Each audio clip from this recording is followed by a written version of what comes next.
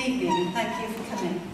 I'm Reform Jersey's Senatorial candidate in this election, and for those of you that don't know me, I'm Anne Southern. I have been a teacher in Jersey for 36 years. I taught in the UK for 2 years before I came here. I was head of English at Hollier for 10 years, and for 8 years, 2 separate periods, I've been president of the National Union of Teachers, and I've taken the teachers through 2 pay freezes, trying to fight those pay freezes and explain why economically they were not only not necessary but damaging. The first time we lost, but we did manage to claw back for teachers a lunch break, an entitlement to a lunch break, so we did get something out of that, and it was very satisfying for me to see that, having been told for many years that it couldn't be done, it couldn't be done, it couldn't be done. It was Terry Whistler who was Chief Minister at that time, and he ended up by saying, well, it might be done. So, you know, little political successes that I've had have encouraged me.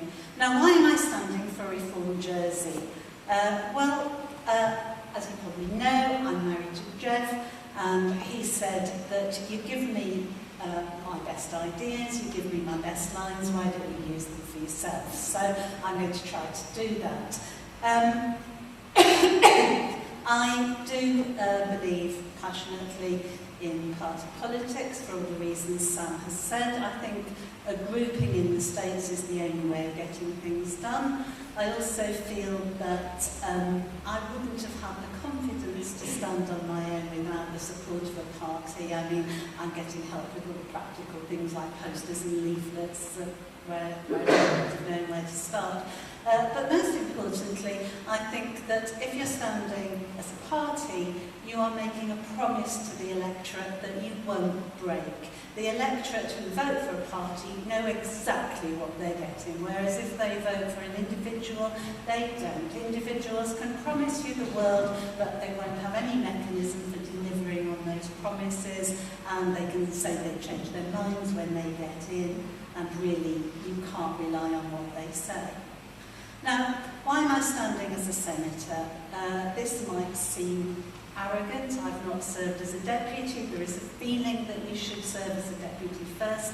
But I wanted Reform Jersey to have a voice in the senatorial candidates. And to be honest, we didn't want any of our sitting deputies to jeopardise their seats where they are reasonably safe. We want them back in the States. So I'm the one that was chosen to put forward the view on an island-wide platform. I have experience of public speaking as a teacher's leader, and I felt I could confidently tackle the ministers in the hustings.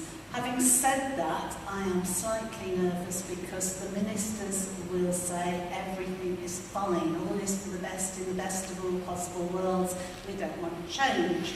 And I feel very strongly that in an island where people are relying on food banks and people in the country, and I've walked around the country parishes a lot since I've been retired and see the comfortable ways in which people live out there, I think the inequality in Jersey is quite frankly shocking, and I want to do something to redress that. However, I would say that I can make an appeal to Middle Jersey. We're going to be slated as the tax and spend party. Now, you've heard Jeff and Sam say that nobody can promise you no rise in taxes. However, we're about savings as well as about spending.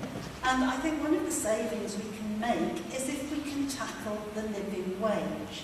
Now, for an English teacher, I'm somebody who actually enjoys figures, and last night Jeff and I sat down and worked out just how much somebody who is on the minimum wage is subsidised by the taxpayer. Well, actually, it's not that person who's being subsidised by the taxpayer, it's actually the employer who is being subsidised by the taxpayer. And we worked out that a single man or single woman on the minimum wage, living in a one-bedroom flat, was probably being subsidised at the rate of £100 or £130 a week by the taxpayer. Now, if we can make sure that employers are encouraged to pay a living wage, perhaps not by legislation, but by saying you can call yourself I'm a living wage employer and get business that way, that will save the taxpayer quite a lot of money. In fact, somebody, I think that, take our single person living in the one-bedroom flat, who is actually getting paid what is considered in London to be a living wage, which is £8.80, they're still going to need £30 a week income support.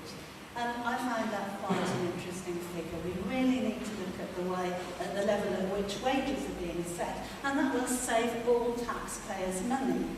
I also think that we can spend to save. For example, there is a dental fitness scheme that was started in 1992 that was designed to protect the dental health of young people. That has been allowed to run down, and that will cost an awful lot in the future where those people need dental help. So I think we're not all about spending. I mean, I've been part of the union representation on the modernisation of the public sector, and we were quite happy to go along with sensible savings there. But I think those ministers that tell you there are enormous savings to be made out of modernisation in the public sector are actually lying. There's only so many efficiency savings you can have before you reduce the levels of professionals to the extent they leave the island, or you reduce the levels of manual workers to the point where they are going to rely on income support.